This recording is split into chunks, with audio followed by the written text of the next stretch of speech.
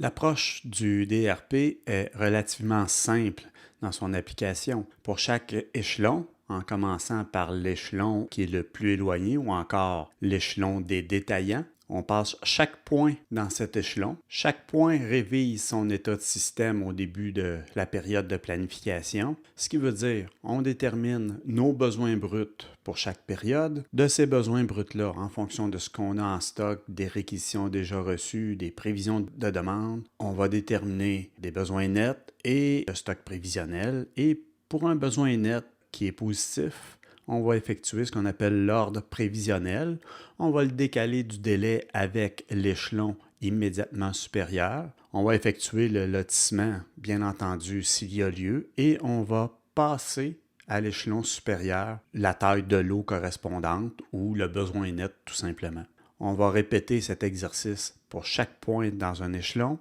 Un coup c'est fait, ça remonte d'un échelon, chaque point effectue ce travail et ça remonte ainsi jusqu'au point supérieur du réseau. Il ne faut pas oublier que ça redescend aussi. On n'est pas en train de placer des commandes, c'est un ordre prévisionnel. Alors le point à l'échelon supérieur, il prend les ordres prévisionnels de ses clients immédiats et détermine s'il est en mesure de fournir ces quantités ou pas. Lorsqu'on est en mesure tout de suite de satisfaire ces ordres prévisionnels, on est en mesure de retourner l'information à l'échelon inférieur. Lorsqu'on n'est pas en mesure de le fournir, l'information est tout de même transmise. Notre exemple DRP, c'est le réseau suivant, un manufacturier, un entrepôt et 3 détaillants. Le délai entre chaque échelon est d'une période.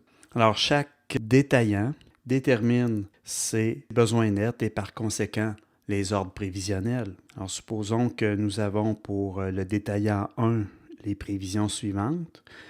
Pour le détaillant 2, il a ces prévisions-là et on remarque que pour la période 3, la quantité en termes de prévisions est bien plus importante que lors des 3 autres périodes. Pour le détaillant 2, la période 3 est sans doute une période de promotion pour l'article en question. Et le détaillant 3 a ses propres prévisions. Le détaillant 1 n'a pas à savoir ce qui se passe en termes de prévision du côté du détaillant 2 ni du détaillant 3. À partir des prévisions d'un détaillant, du stock prévisionnel du détaillant et des réceptions déjà prévues s'il y a lieu, on calcule simplement les besoins nets. Et on va remonter maintenant ces besoins nets-là, qui ont été évidemment décalés à cause des différents délais. Ils seront donc remontés en fonction évidemment des périodes en question.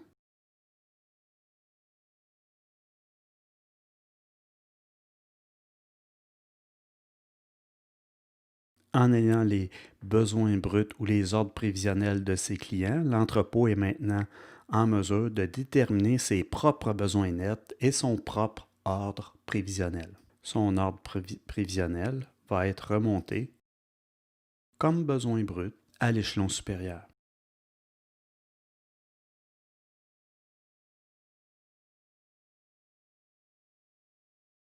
Et le manufacturier va déterminer ses propres besoins nets. On peut voir ici que le manufacturier est en mesure de satisfaire les 20 unités de besoins bruts. Ces 20 unités-là correspondent aux 20 d'ordre prévisionnel en période 2 pour l'entrepôt. Ainsi, les besoins nets de 20 unités en période 3 pour l'entrepôt sont donc tous satisfaits. Les 10 unités de besoins bruts de l'entrepôt à la période 1 sont les 10 unités d'ordre prévisionnel de la période 1 du détaillant 3. Il s'ensuit que ces besoins nets de 10 à la période 2 sont satisfaits. Les 25 unités de besoins bruts à la période 2 à l'entrepôt correspondent aux 5 unités d'ordre prévisionnel du détaillant 2 à la période 2. Il s'ensuit que les 5 unités de besoins nets du détaillant 2 à la période 3 sont satisfaits. Il y a 20 autres unités qui correspondent aux 20 unités d'ordre prévisionnel du détaillant 3 à la période 2. Ainsi, les 20 unités de besoins nets du détaillant 3 à la période 3 sont satisfaits. Et maintenant, on sait que les 20 unités de besoins nets de l'entrepôt à la période 3 sont satisfaites, il s'ensuit que les 35 unités de besoins bruts sont donc toutes satisfaites à la période 3.